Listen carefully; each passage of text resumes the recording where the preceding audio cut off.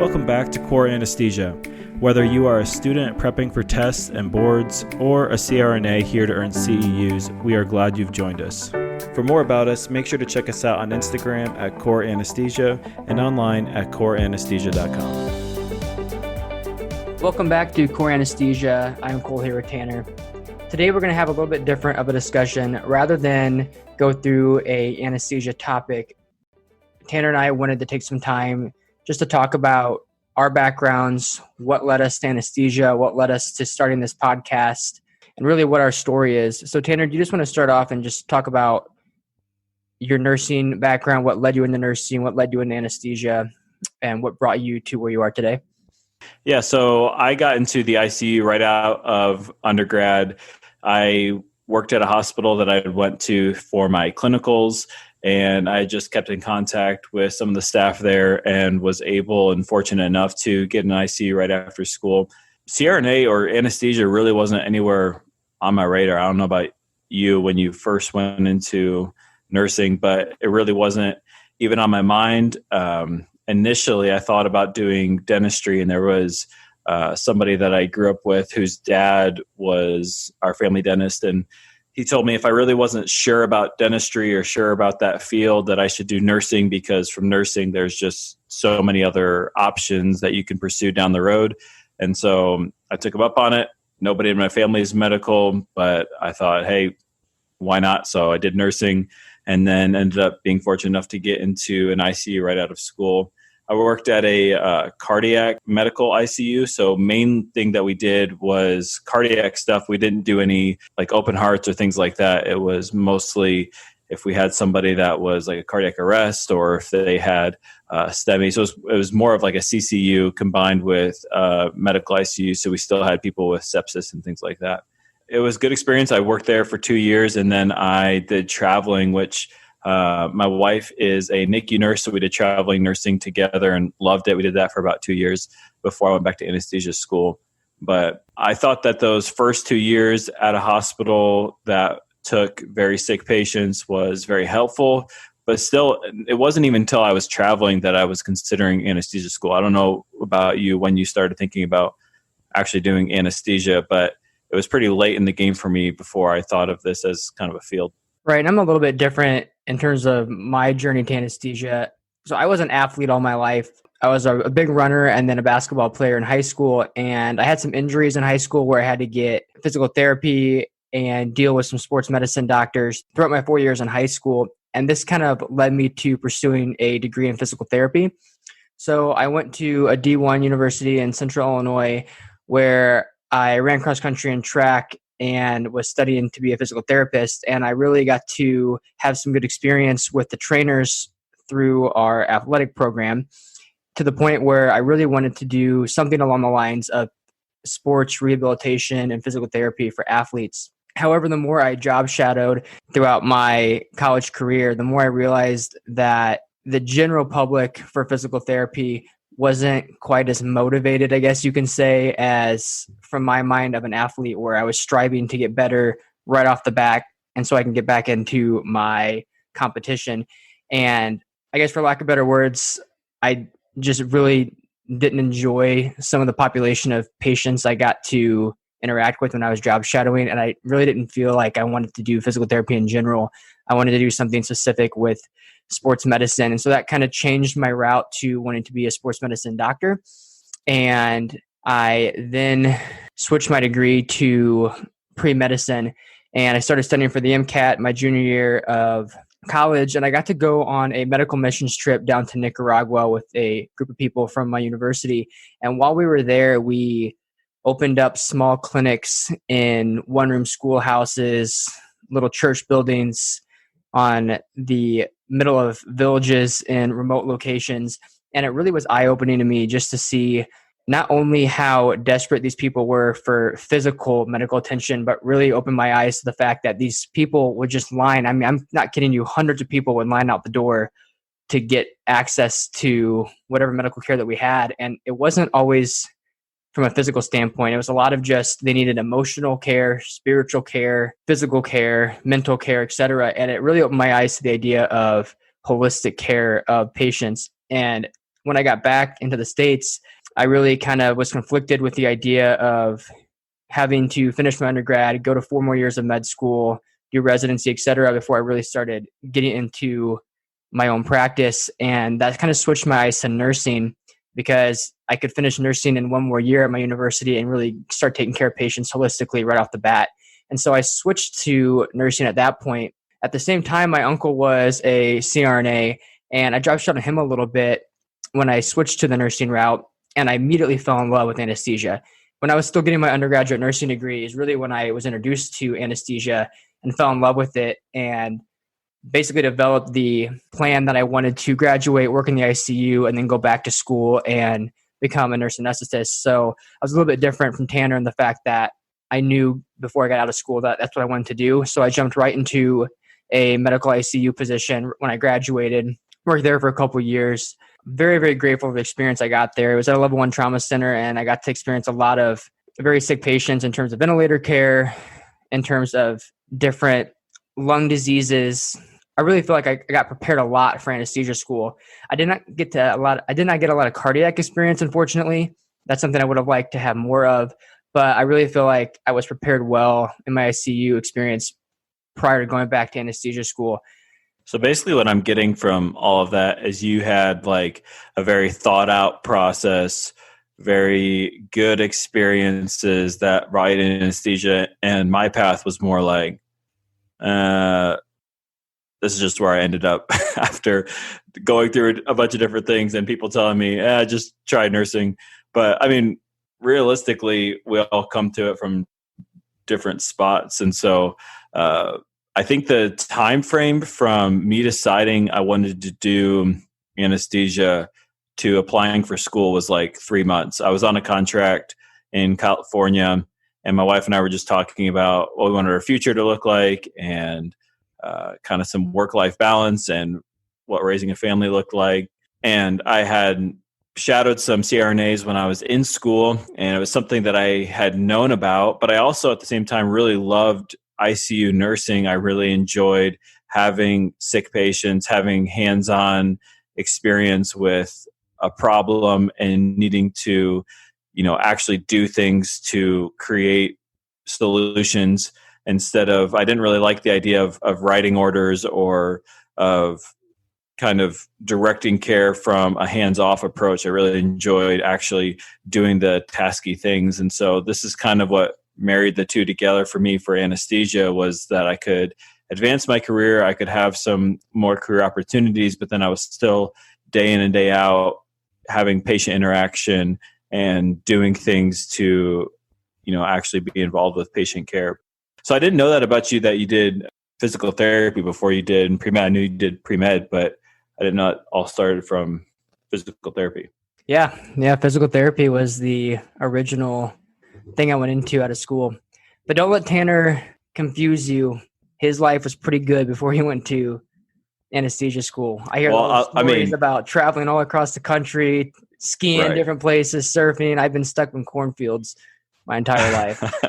I'm not saying it wasn't good. I'm just saying it was very less planned out than yours was. But for all of you travel nurses out there, I miss it every single day for doing travel nursing. And that's something that I hope to get back to when I graduate, to be able to do some locum positions and things like that after I get a few years of experience. But I mean, that's what's so great about being a CRNA, is that you can still do just such a variety of things as you could with being an ICU nurse. Right, for sure. So do you want to just talk a little bit about family life with school and kind of where we're at with family life? Yeah, for Danny and I, it was very different. I mean, we were travel nurses for 2 years. We were used to, up and moving every 3 months and taking a new contract. And then we moved away for school and we moved closer to family, but it's been pretty different. I mean, school just takes so much time for being at clinical or studying. Even when you're home, you still have half your brain on school or what you need to do for the next day. It's been a very different experience for us just because we were so used to moving so frequently that even if we were in an area that we didn't really love, we knew it was just short term. So being somewhere for 3 years and kind of grinding it out every single day has been definitely an adjustment for us. Yeah, and for me and my wife, we're a little bit different in the fact that we did not have to move. I live about an hour away from our school, and so we chose just to stay where we were, and I would commute, which sounded glamorous at the time that we wouldn't have to move. It's been rough to have to drive an hour each way pretty much every day, but yeah, you make the best of it. It becomes your new normal. So my wife, Paige, and I, we decided to have our first child about 6 months before I started the program. And so my son, Theo, was born. He was, again, 6 months old when we started. And so the first half of the program was pretty rough from the standpoint of I was used to being gone all the time. I was always a very busy person. And while anesthesia school is very time consuming and busy, the way our program's set up, the first half of it is a lot of didactic work where you're studying a lot at home. And I wasn't necessarily gone for full days on end. It would be a couple hours of class, and then the rest would be doing busy work at home. And so it was very difficult to kind of find that balance of I'm home, but I'm not really home and available to help my wife out with my son just because I had so much busy work to do. And that was definitely a transition for us. And now, especially that my son is 2.5, is now the point where I come home each day and he's just begging to play with me. And it's been a tough transition in terms of how much work and studying to do at home versus staying longer hours at the hospital, getting my stuff done before I come home, etc. So that's been a big transition. And again, I'm thankful I'm getting it done when he is still young. And now we have another one on the way, which will be here in May. So hopefully now that we've figured out how to transition through having a small child at home while I'm in school, this will be better. But man, I can't even imagine. But I think that, again, just goes to show that there's no one way to do anesthesia school. Everybody has different experiences, has different things that they're bringing to the table as they go through school. I would say nobody thinks it's easy for whatever stage of life they're in, and anesthesia school tends to put a strain on whatever, again, stage of life you're in, and just the amount of time it takes. But no one way that you have to do it, or you don't have to check all these boxes to be ready for anesthesia school. People do it in all different stages. So I think for us, the thing that we weren't really prepared for was, like you said, that first year and a half when it was mostly didactic. I had quite a bit of time at home while Danny was at work. And so that was just kind of an adjustment. I was still, working or studying when I was at home, but it was very different than what I anticipated coming into anesthesia school. I was thinking I was just going to be away for, 12 hours of the day. And then you kind of get into a rhythm after a year and a half of doing that. And then clinicals start, and it's like your world gets flipped upside down. Now you really are gone for 10, 12 hours of the day. And this has just been the new normal. And so I think we're finally kind of getting into stride again with the change of pace, but it's definitely been an adjustment as you go through the different stages of school. So do you think that, kind of going back to experience, you mentioned that you worked in medical ICU, which sounds pretty much like what I worked in for my main experience. I did different things for traveling, different ICUs and things like that. But do you feel like you were at any disadvantage? You mentioned that maybe you wish you had a little more cardiac coming into school, but do you feel like there were things that you're missing from your nursing experience? Besides the specific patient population of cardiac or neuro or surgical, no. I honestly can say my unit provided the patients that gave me the opportunity to manage ventilators, do a lot of titrations. We had a lot of septic shocks, so I had to do a lot of pressure support, titrating those medications back and forth, a lot of sedations.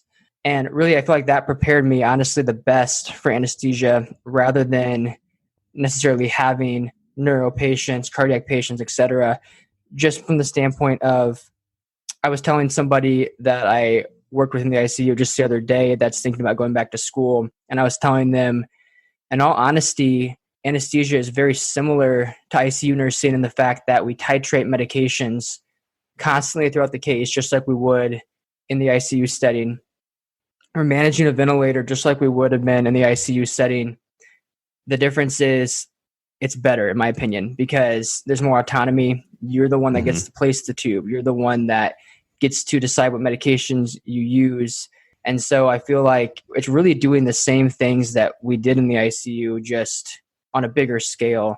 And so I feel like I was prepared from the standpoint of I knew how to titrate medications and I knew how to manage somebody on a ventilator. And I feel like those are the two biggest things. If you're able to do that and you're able to understand monitors and how to assess patients through monitoring, I really feel like that's the biggest thing that you need prior to going back to school, rather than necessarily having X amount of cardiac patients, X amount of neuro patients, surgical patients, et cetera.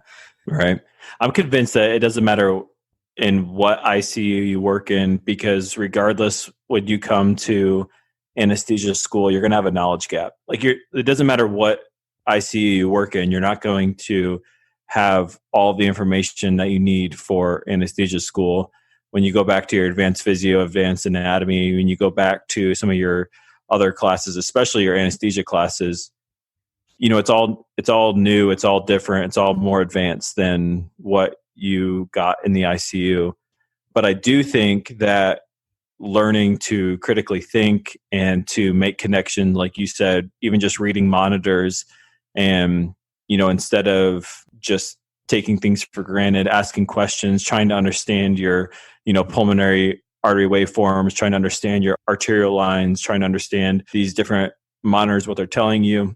I think getting into the practice of critically thinking and being creative, suggesting things to the care team as far as management of your patient, those are the things that really are beneficial for you as you go back to anesthesia school, because that's what you're doing in a case. You're looking at different things and you need to be thinking creatively about, well, how am I going to manage this? And you also need to be thinking ahead about where the case is going to try to get ahead of some of those, hemodynamic changes. And so I think whatever ICU you're working in, more than strict information, is having the trait of being creative in your problem solving, not just, doing the bare minimum, but showing up and, thinking about solutions to problems, advocating for your patients. Those are the things that I feel like are more beneficial than regardless of what ICU you work in. Yeah, that's a really good point. So the point of that is, if you're currently considering going back to anesthesia school and you're not sure if you have enough experience or if you have the right patient population that you're taking care of to prepare you for that, just keep those things in mind, that really try to be assertive and ask those questions. Don't just follow suit with doctor's orders, but try to think ahead, try to interpret your lab values and what would be the next step, et cetera, and just to get that assertiveness and try to gain experience from that standpoint. I honestly think, I know frequently being a travel nurse is sometimes kind of diminished on applications, or maybe is not looked at as favorably as being a staff nurse and having charge experience and those types of things that you would gain with being a staff nurse. But some of the things that I thought that I gained from being a travel nurse was just having, that decision making or that forward thinking development, because I was working with different care teams. I was working with different coworkers. So it often kind of fell on your shoulders, not that they weren't going to manage the patient appropriately, but you just weren't familiar with that care team. You didn't know how it was going to be managed. So there was constantly questions that were coming up in your mind, things that you needed to ask, things that you needed to clarify. So I think I really developed in that as I did my travel nursing experience compared to when I was a staff nurse.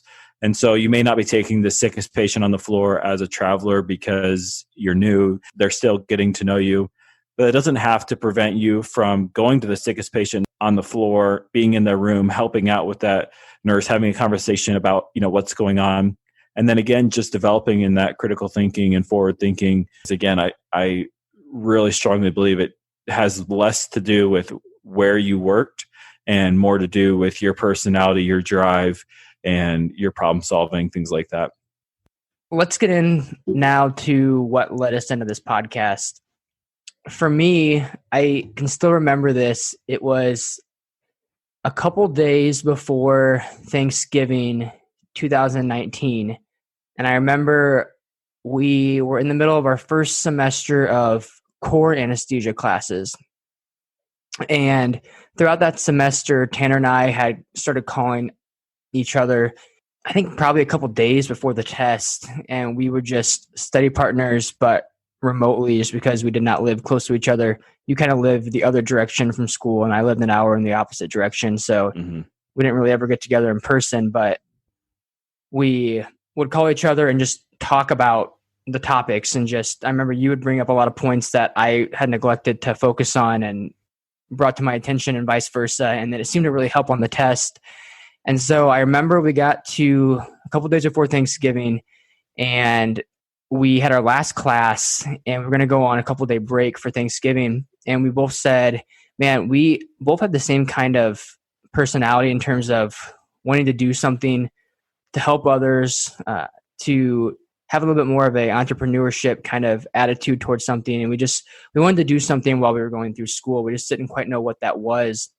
And so we both said we were going to go on our Thanksgiving break and really think about it and get back to each other on the following week.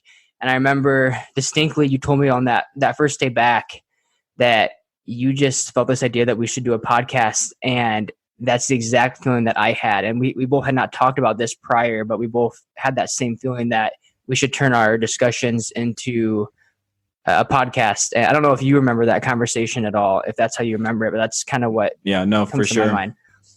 But I remember thinking it was just like stupid because it was just you and I talking about our, tests or whatever and studying, and surely nobody would be interested in a podcast. At that point, though, we had started recording a little bit of our talks just so we could listen to them, and they were like an hour and a half long, full of 20 minutes of actual content. It was just awful, but we'd send that to our classmates, and some of them had said that was helpful.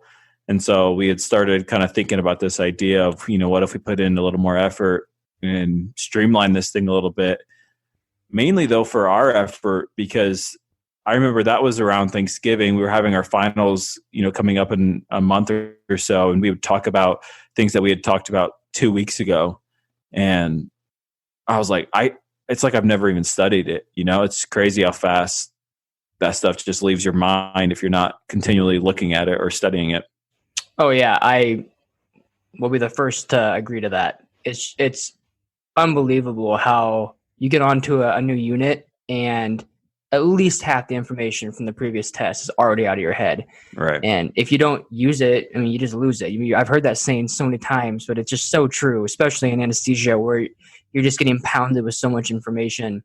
It's just, one, hard to keep up with it for the current test. And then two, the thought of retaining all that information in that amount of detail 2 years later when you're going to be taking boards was just kind of mind-boggling. And I wanted a way that really just for Tanner and I that we could listen to when we were driving to clinical back and forth, a couple months before boards, our last semester, that we could just refresh on all the information because our brains knew it the best right before the test. And if we could just record ourselves talking through everything when we've already put in the work and we're ready for the test, then we can take advantage of our minds in that state and freeze time, if you will, and then listen to that later. So that's kind of really how we started recording them in that semester. And then our classmates kind of got a hold of it, and we decided to make them more professional and more publishable, if you will. And so I believe it was February of 2020 that we actually published our first episode, I believe. Yeah. And 15 people listened to it. That was incredible. I remember we were shocked. We were like, 15 people are listening. It's insane. I remember when we hit 100 and we thought we were like, we could not believe 100 people actually wanted to listen to us, and then starting to see where the listeners were. And I think now we're up to almost 80 different countries that we have listeners. I didn't even realize there were anesthesia providers in 80 different countries, let alone 80 countries to begin with. Well, I remember the first day that somebody from Georgia, I distinctly remember that, not the country, the state, Georgia, had listened to our podcast. And I was like, what is somebody in Georgia doing listening to our podcast? It was just, I at that point, it was still just kind of silly and felt awkward that we were even doing this. It's been quite the journey to see where it's gone and to see how it's resonated with people. So honestly, that is all just a bonus. We're thankful for all of that.